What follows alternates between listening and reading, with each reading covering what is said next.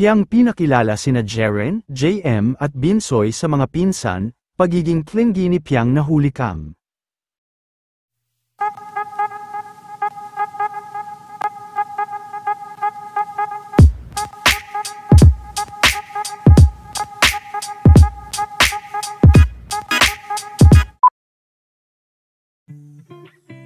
Sa naganap na selebrasyon at PBB reunion ng mga housemates ni Kuya, ay talagang marami nga ang kinilig, dahil kahit sila ay nagpa-party, ay napakadami namang mga ganap kina Piang at sa mga ships nito na si Jeren at JM.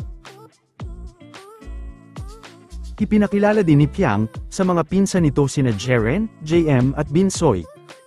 Kitang-kita naman kung gaano ka-clingy si Piang sa kanila. Shoutout naman!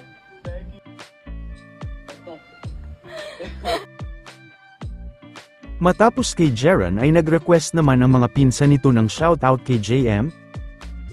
Game na game rin na nakipagbiruan si JM sa kanila. Welcome back po. Kailangan ko lang eh. Ay, dito ka na, be. Kasi hi! Dito. Ang pogi mo naman! Oh my God! Hi, Binsoy! Hi, JM! May shoutout naman! Shoutout nyo naman kami! Pinsan nyo to? Oo!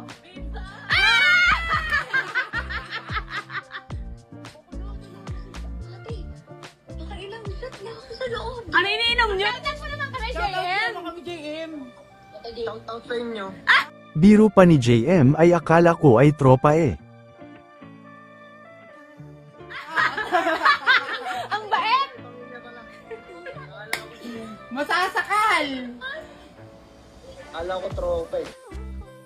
Ayan. Pwede naman! Tropa lang. Ano nga si Garson? Ay! Ala, Nag-filter! Ba't ka nag-filter? Ay! Hi, Binsoy! Ano bang latest